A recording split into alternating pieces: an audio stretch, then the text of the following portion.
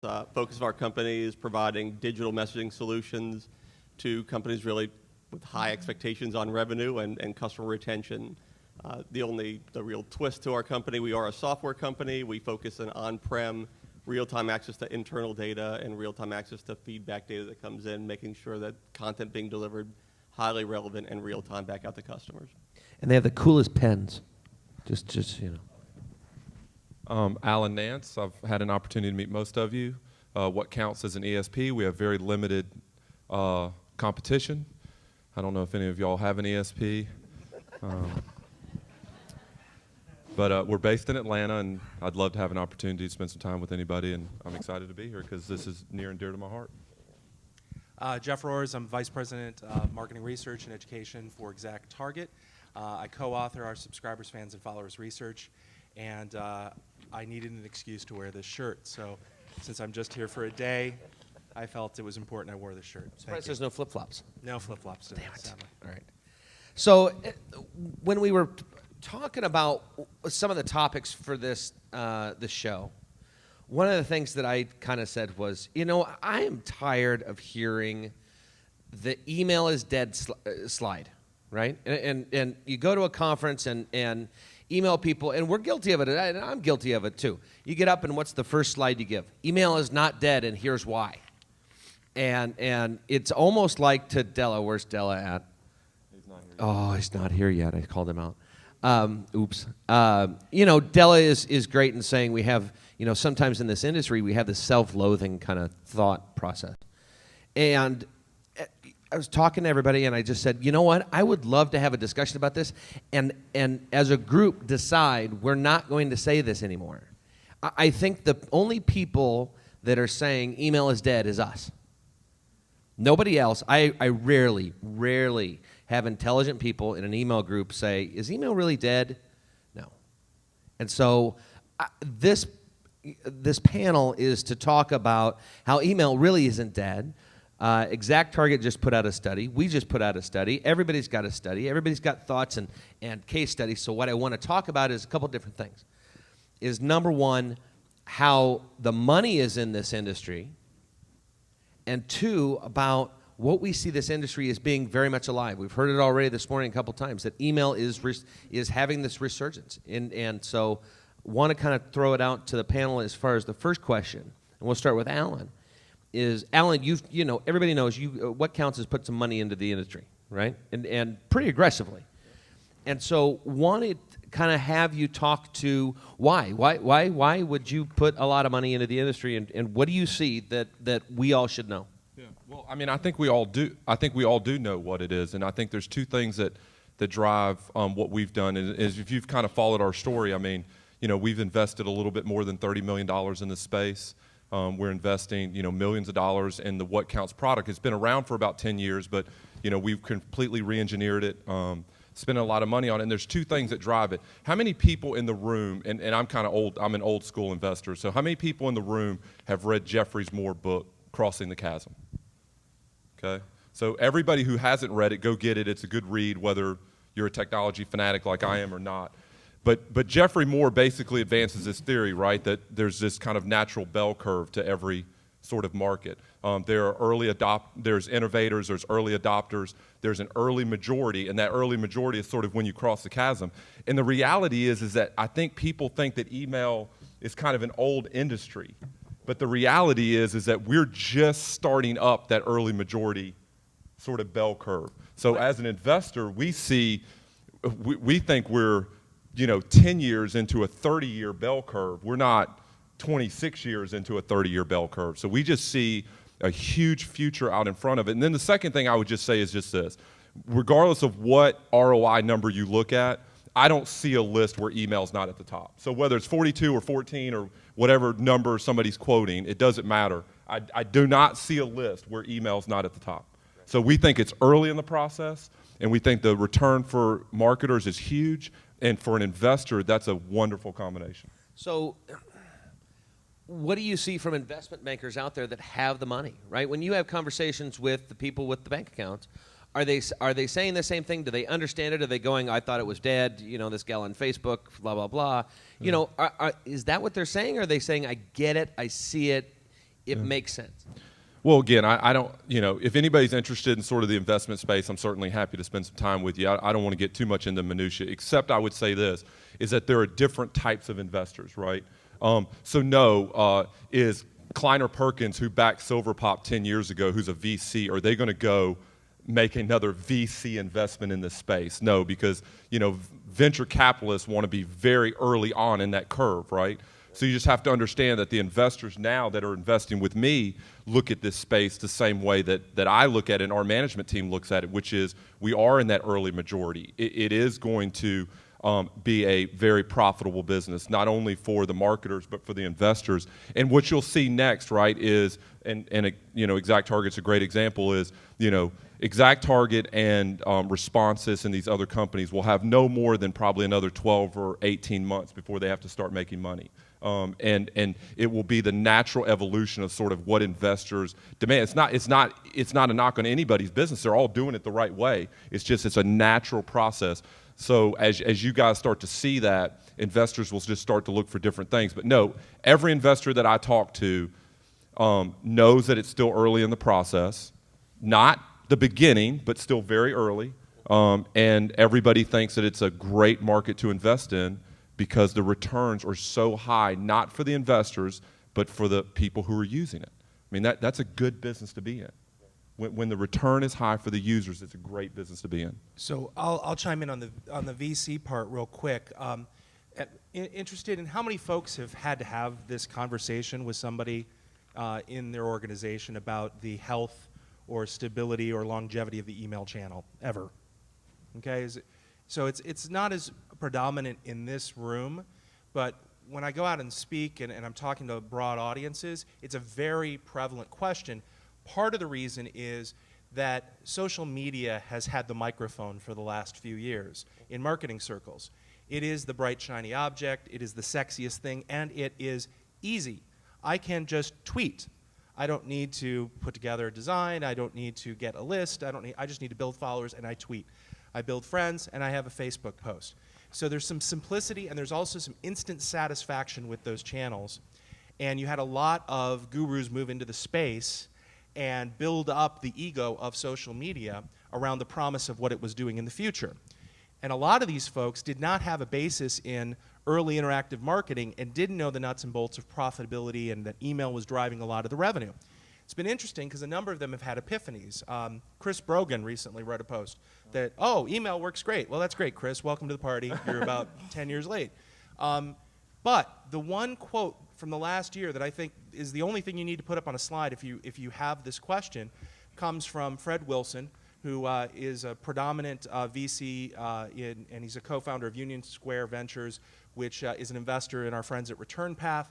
He has a blog called avc.com, and last June he had a post on this, and he had two money quotes that should be in every presentation that you give. One is that when you boil it down, there is no better way to retain and activate audiences than email. And then the second quote is, in an ironic twist of fate, email is social media's secret weapon. Now here's the punchline for Fred Wilson. He doesn't just invest in Return Path, he invested in Twitter and Foursquare and a lot of other social media companies. The dark secret of social media is it needs email to survive. It needs a secondary channel for communication. And so all of us have a stake in the health of the inbox, that environment.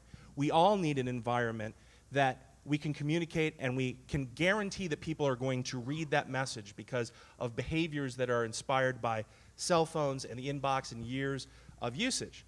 And I can assure you that Sheryl Sandberg, the COO of Facebook, doesn't shut off when she goes home at 5:30, which was the big story about a week ago, or 5, whatever hour it is she goes. I can assure you she's checking email and not Facebook messages when she's at home to deal with the S1 changes that they've got going on. So I think we can put this to rest, but part of this conversation is very healthy because it allows you to put email in a context of the whole of digital communications today. Just to build on what you're saying, and again, whether it's Facebook that's a secret weapon or not. So the question to the audience, who is the biggest email sender on the planet? Does anybody have an idea? Facebook. Yeah. Facebook is the largest sender on the planet. They're a message systems customer. any idea how many messages get sent out of Facebook every day? Email. 10 billion. You're a little high, but close. There's 6 billion messages a day go out from Facebook. Everything within Facebook starts and ends with email. That is no secret. It's the same thing that everybody in this room is trying to do, which is drive interaction with the site, build brand reputation. This is everything that they're all about. So essentially, I mean, it is. If this argument ever existed, it is completely gone because the people who advocate that email will go away are the world's biggest user of it. Now, Jeff, you said it's a healthy discussion. Do you think it's gotten to a point where we're healthy enough? Because I mean, from where I'm, I mean, I understand the concern that we've got some sort of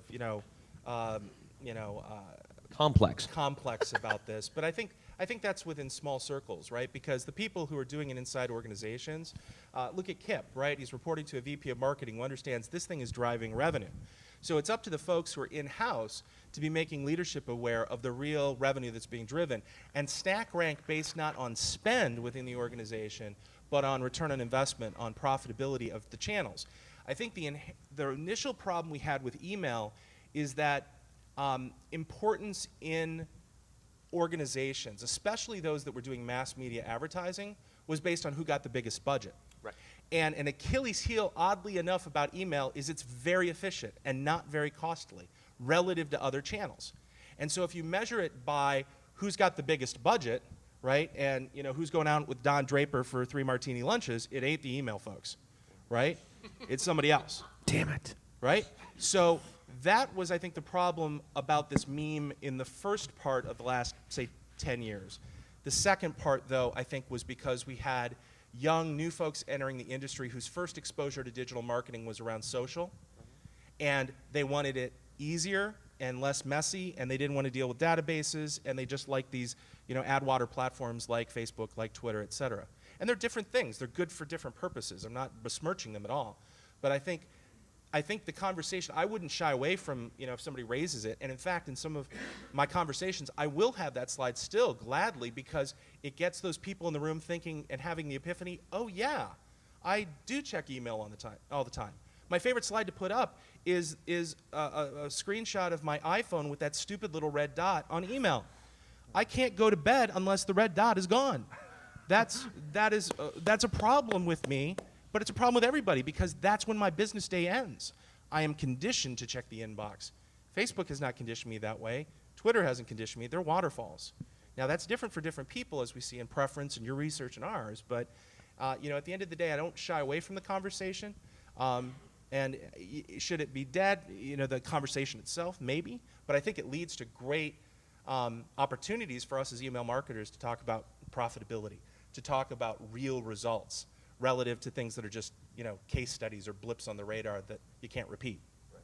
And I think you bring up a good point. So, Barry, let's start with you. What good things are you seeing from your clients that they're doing with your platform? I mean, if Facebook is your biggest client or the biggest sender on the planet beyond Facebook, what are you seeing that's great out there? What are you seeing that your clients are doing?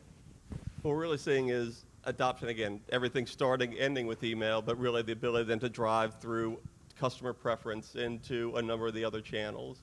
And so if you're looking at that from getting bi-directional feeds, so being able to take in an SMS message with an email address in it, generate then a mailing, and generate an MMS coupon back out. So these are the types of things that we're seeing is really, it's still leveraging the foundation of email, but what we're seeing from them is really the ability then to use other channels within the digital ecosystem to drive customer awareness and make sure that they do build that brand retention with them. So you're seeing what you're saying is you're seeing a willingness on the part of the marketers to do this instead of, and I think when social first started, we all buried our head in the sand and was like, I don't know, I don't want to hear about it, I don't want to hear about it. Are you seeing more adoption on a voluntary basis to say this is a multi-channel is the way to go, back to the earlier comment of that you said about email and social being together, right? Are you seeing more of a proactive stance on a multi-channel? We are. I mean, at the end of the day, there's certainly a realization that customers want things immediately. I mean, the time span that you're willing to wait for things continues to decline. And with that, you're in different places at different times. And so we're seeing from that standpoint, being able to interact with customers on their terms and the modalities that they choose to communicate with is absolutely critical for the long-standing relationship that you'll have with them. So certainly, I mean, some of it is under duress, right? You have to enter more expense, driving into more channels, but at the same time, it's all about mind share and being able to communicate with your customer base that's paying your salary. Jeff, you guys just did a study. What are you seeing with marketers? What are you seeing with consumers? So our subscribers, fans, and followers series is all consumer research. So we wanted to understand how consumers' behaviors and preferences are evolving as we have an explosion not only of channels, but also of devices. So that's another big part of this conversation, right? Because 10 years ago, I had a laptop or a heavy desktop. Now I've got a laptop, I've got a home laptop, I've got an iPad, I've got a Kindle, I've got a smartphone, and there's day parting happening with messaging there. Our latest piece was the 2012 channel preference survey, and we revisited research that we did in 2008. So it was nice to look at comparative data. And as Kip shared a little bit, one of the big epiphanies is there is a split that is happening with consumers in terms of how they want to message with friends, so personal communication, and how they want to communicate with marketers, more of the permission-based communication. And the split is interesting because email suffered kind of the largest drop, but it's still the #1 channel for personal communication among mail, SMS, Facebook, Twitter, phone. But close second is text messaging. And text messaging is kind of this, it has gained because A, it has the least spam because the carriers are keeping it out, right? And they have essentially a death sentence if you go awry. But also because people are doing short bursts and they can close the community and they're not worried, are the terms of service going to change and this message that I thought was private is now broadcast to the world. And that's in the back of people's minds when they're using certain social networks, I think. So that was interesting. Email's still up in personal, SMS growing, Facebook growing, phone right up there as well. On the marketing side, though, overwhelmingly, email has retained its #1 status, like 77%. It actually grew over 2008. And everything else is 10% or lower. And I think that's very telling that if you ask consumers their preference, they'd rather have it go here for the most part. But to your point, it depends on context, right? Because if I'm in a store and I'm on a feature phone, SMS is probably going to be better for me. So I think the next time we update this, it's going to be really interesting because I think you'll see some more fragmentation as both the devices and the consumers become more familiar with channels and context and immediacy and when they want things. So we're big believers in this cross-channel world that is emerging, and that ultimately you need to be responsive to the consumers in the channels when and where they want it. The question is are we as marketers giving people those opportunities to have those conversations? And we're doing some research right now in retail stores and really kind of blown away that very, very few retailers are taking advantage of their home field advantage in brick and mortar stores to start initiating these conversations, to get the SMS, to then get the email, to have an ongoing conversation. And I want to get back to that in a second. Alan, what are you seeing as well from What Counts? What kind of things are your customers doing that are kind of new and different and fresh?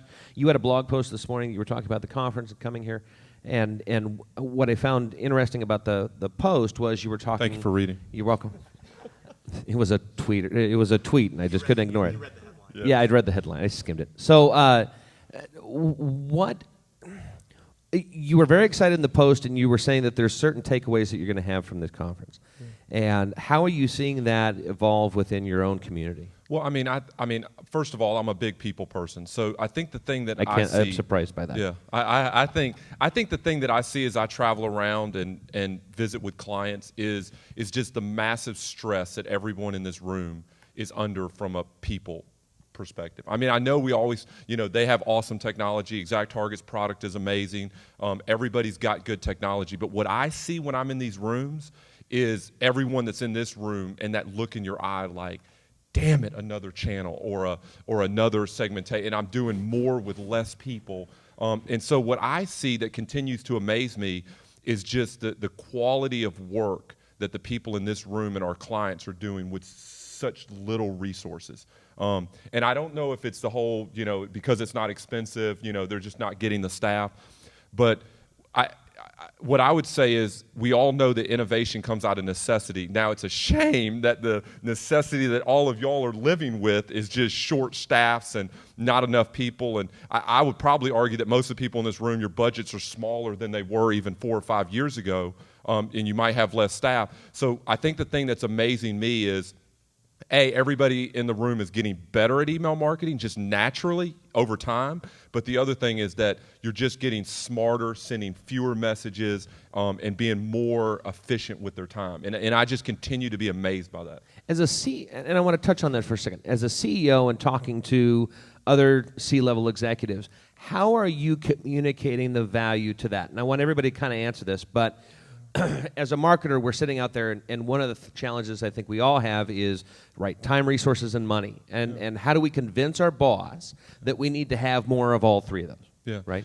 And so how are you talking to C-level? What advice would you give a marketer to say, here's how you can get your boss on board? What do you think? Well, I always use this analogy because it seems to resonate with C-level executives, and I would encourage everybody in the room to use this story or some variation of it. I always ask them, I say, when you guys do a direct mail campaign, paper, there's probably 6 months of planning. There's 8 geniuses in the room. There's a bunch of Gantt charts that of expected return and response rates and yada yada yada, right?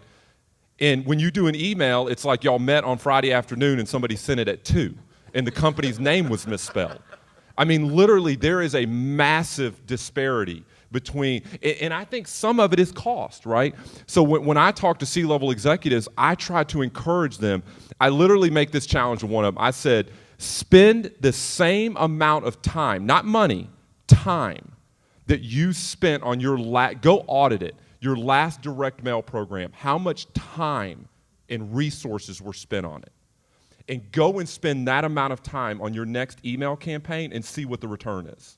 It will be huge. And you should see people's eyes open. Because I just think direct mail is so damn expensive. And once it goes out, you can't reach out and pull it back, right? There's just more, I personally see more effort going into it. So I'm challenging them with that story to go audit their last direct mail program and overlay that onto their email program. Now, it's clearly an exaggeration. But the point of the exaggeration is to show them the disparity between what they're spending on direct mail or their last television ad and what they're spending in digital channels or email. And there's a huge, huge gap. I couldn't agree more with you, Alan. At the end of the day, spending that time and money on doing email effectively is what's going to drive the interactions, and you need to put the effort in. Certainly from a dollars and cents, an argument is made, I think it's an average, 45 to 1. Basically, return on email just blows every other medium off the charts. But at the end of the day, even being that effort and that money needs to be spent on that. There was a study done by Harris Interactive that basically went up that 86% of the people who basically have a good user experience with that are happy to pay more for it. So it's not only the sense of just getting email done to make sure it's efficient, but make it interactive. Worry about the customer experience as they're doing it. Is it easy? Is it fast? Do I understand? Can I make it happen? People will engage and spend more by doing that than they would just getting a random email. So to your point, if you don't do it right and you don't put the effort in, not only are you not building that retention, but again, you're losing revenue. Just to be conscious, how much time do we have? No, we're good. Okay, cool. So I would just say make sure that you're speaking the language of the executive. I think and this is a problem in all of marketing, is that we probably over communicate and give too much data. Sometimes simplicity is going to win the day or rule the day. So if you're dealing with a CEO, CMO, or executive team that's simply bottom line, then you should be communicating on a regular basis. Here's profitability relative to other channels, and that'll just open their eyes and probably end the discussion there. If it's a little bit more than that, you may have to be looking at, well, how loyal is our email subscriber audience versus non-email subscribers? What are some of the other things that we can measure here to show value in this channel? And also that one of the things that I think is going to be a big switch that has to flip in companies is an asset-based mentality towards the audiences you can earn and own. So I don't think, to your point, I think one of the symptoms or one of the causes of that last minute kind of flurry is nobody's thinking about these subscribers as an asset, right? Companies own buildings and they pay janitorial staff and they pay window cleaners, and if there's a problem in the building, air conditioning, they're going to fix it, right? It's an asset. If we can get executives to begin to think about these audiences as assets, because they are long-term assets, right? You have a subscriber base, it doesn't just disappear overnight unless you do something completely egregious. So it's something that should carry forward almost on the balance sheet as, this is a competitive differentiator. If we've got 1 million subscribers that are very active and our competitor doesn't, I mean, that is something that the CEO should be touting to investors, the street, whatever, because of the differentiation it has. So I think it's learning the language that we have to speak at the executive level as that continues to change and evolve. It was funny. I met with a client on Tuesday, and we sat there, and she is a department of one. And not only is she doing email, but she's doing website design and e-commerce, pay-per-click, affiliate. And I just looked at her and went, wow, you're getting paid like $150,000, right? Because that's 5 people's jobs. And she's like, no, I'm getting, And so she was saying email still isn't respected within the business. How do I change that? And one of the things that I used to do that I've seen work very well is, and I told her, you have to force your channel down the throats of your C-level. You have to send them a report every month that says, here's where I am, here's where email is, and include the baseline stats that everybody likes to see, right? Open rates, click-through rates, all that stuff. But then start to put in the other pieces, right? How long is my average customer engaged? How many actives do I have? How many inactives do I have? Not only what's my conversion rate, but what are some of those soft metrics that prove a value to the channel? And I said, start sending them every month. And then start sending them a list of all your projects that you want done, what you think the return on investment is going to be, and then a status to it, whether it's done, not done, pending, and send it to them every month. Put it on their desk and make sure that he sees it and he understands that you're up against a wall and here's where you're being limited in doing your job. Right? Last question is where do you guys think this is going? Right, Alan, you said if we have a bell curve and we're here, right? Where is the rest of the next 18 months look like? I mean, we've been talking that there was going to be a lot of consolidation in the marketplace. There's been talk about, ExactTarget. You've done very great on social integration and putting that all on one piece. Not that this is a commercial for ExactTarget, but because BlueHornet is really cool. And you should all... We're all equally cool. Let's just get that out. So where do you think the next step is, right? What's next? Yeah. I mean, clearly, I think the two things that we'll see over the next 12 to 18 months, if we're sort of looking at that, is number one, there, and this will be good for most of the people in this room because I'm sure you don't receive any phone calls from other ESP salespeople. There will be consolidation in the market. Clearly, we sort of started the process, but there are other people that are looking at it. I continue to receive phone calls from other investors that are getting contacted not by us, but by other people that are looking at business plans around consolidation. So because we started the process, they'll call me and say, what do you think about this company or us investing in this group? So you will see consolidation that will lead to fewer providers. That will happen over the next 12 months. But the other thing that I think that you'll see, and I think this is really good news. I mean, clearly we all would love for y'all to switch to us, whoever you're with. But you will start to see less switching in all sincerity over the next 12 to 18 months. And here's why. You guys in the room are finding out that it's not just the grass is greener on the other side, right? You are figuring that out, that, it's not just this company or that company, and I'm a genius, right? You're finding out that you do need more resources and that you do need more investing. So I think what we're going to see over the next 12 to 18 months, which is good news for everybody in this room, is I think you will get more budget, you will get more resources, you will be able to hire more over the next 12 to 18 months, and that alone, regardless of what provider you're with, will start to make your programs better. Jeff? So I think, you're in the next 12 to 18 months, you're certainly going to see more email, mobile, social integration on the data side, so that it's not just right message, right time, right person, it's right channel. and that you can hopefully make that decision on the fly. I'm not sure that, I agree with the bell curve, but I think it's been more like this, and with email, because its history is longer. It is, at what, 18 commercial years, 18, 20 years old. It's the old gray mare in the stable of digital marketing. So we have to educate new folks coming into the industry about all the channels. Now, oddly enough, spam is our friend in this, because spam is no longer email's only problem, right? We saw that Facebook has that problem. Twitter has that problem. Facebook just what it released yesterday, a whole center with all sorts of virus and malware protection. So now that spam is the internet's problem and people understand that, I think that email will continue to benefit from an understanding of, oh, it's a problem everyone shares. It's not just this channel. I think consumers are going to be the interesting part of the evolutionary story in the next 12 to 18 months. Because I did this 2 years ago. I counted up the number of inboxes in my life, including mailboxes, actual physical mailboxes, and I had 27. And I did it the other day, and I've got, if I count the apps that have mailboxes on my phone, I've got like 50. And that kind of fragmentation of all these things that these different services want people to check, it isn't sustainable. So consumers drive towards what they're familiar with. So I think email continues to be strong. I think SMS continues to be a differentiated, low-noise channel. And you're going to see evolution about kind of the fun and the personality of Facebook, Twitter, et cetera. And they're going to, in the next 12 to 18 months, solidify what they are for the next 5 to 10 years.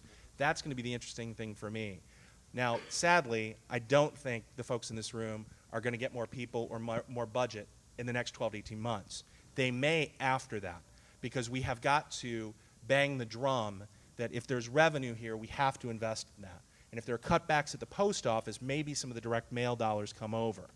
That should be an interesting thing to watch.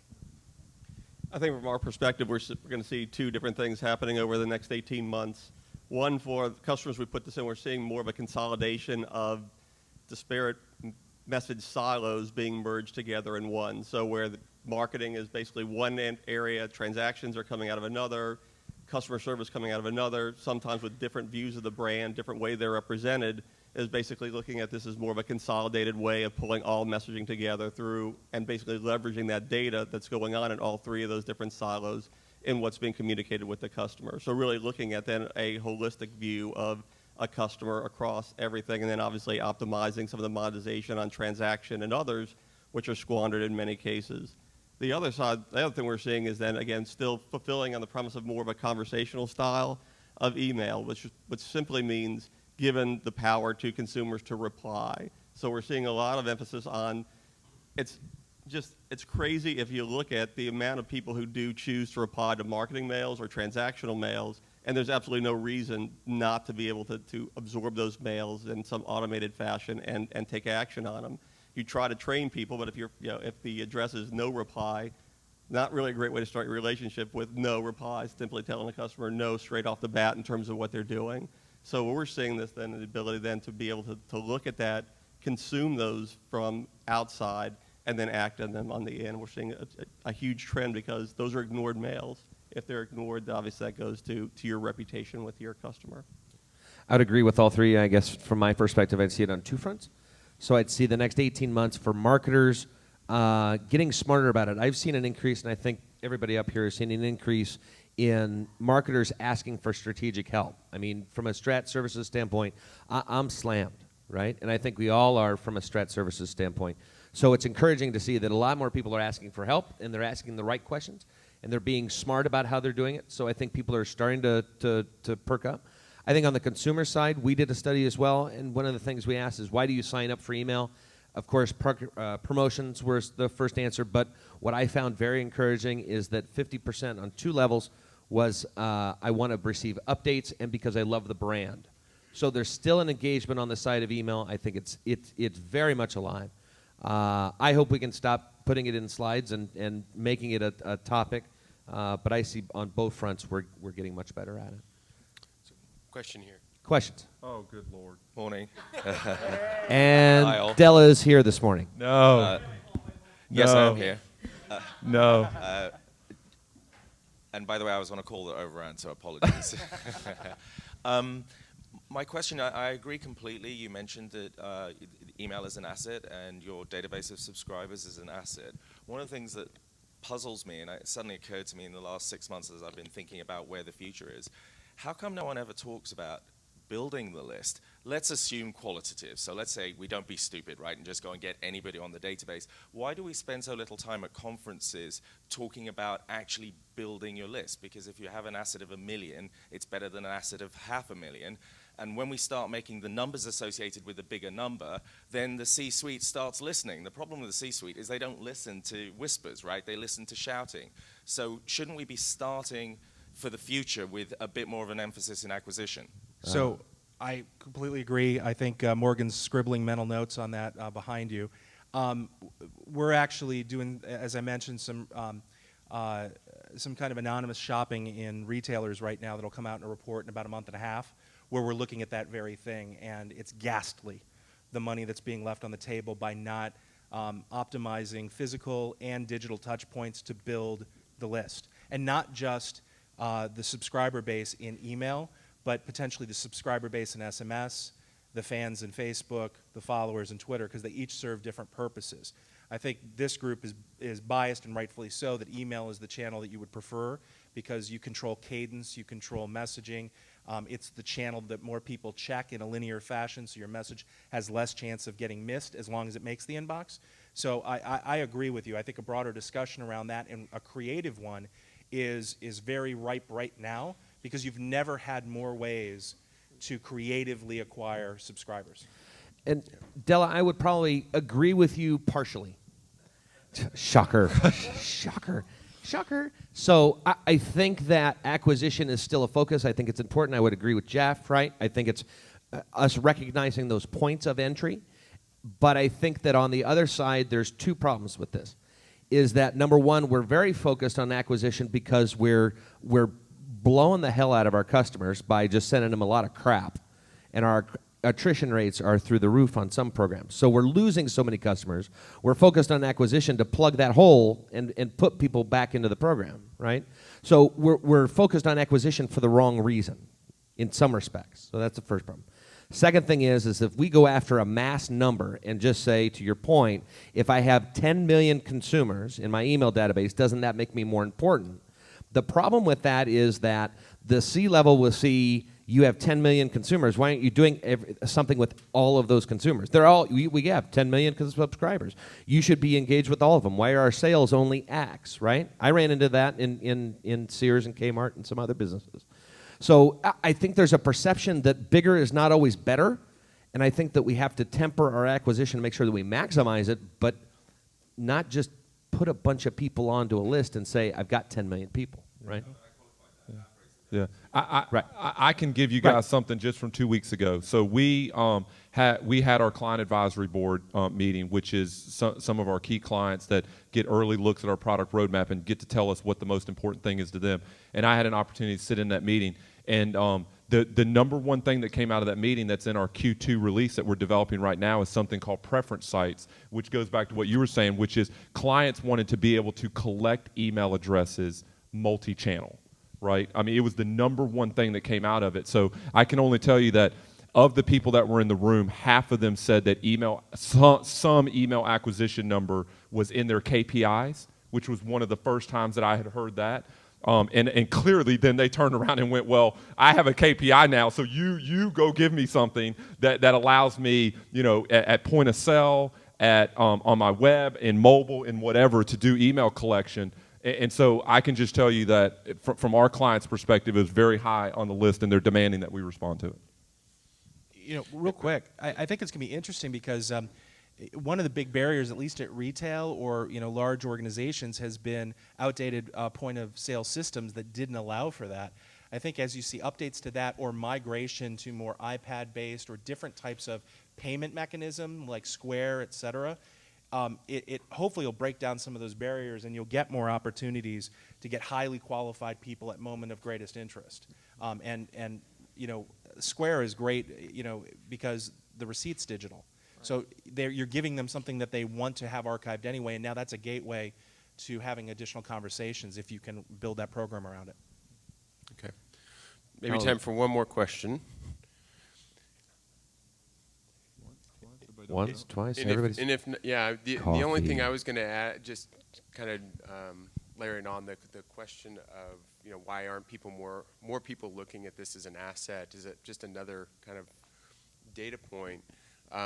We did some research of social media marketers for another organization, and their objectives and the objectives they were looking at, and I was shocked at the overwhelming emphasis on driving brand awareness and the complete lack of emphasis of building into CRM, long-term CRM. And Because that's painful. That's hard work.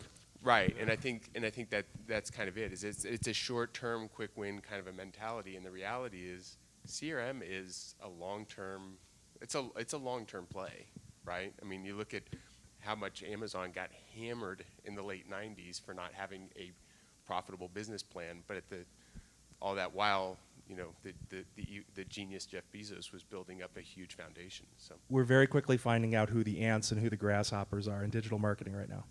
right. Yeah. So wonderful. Well, thank you all very much. Thanks, everyone.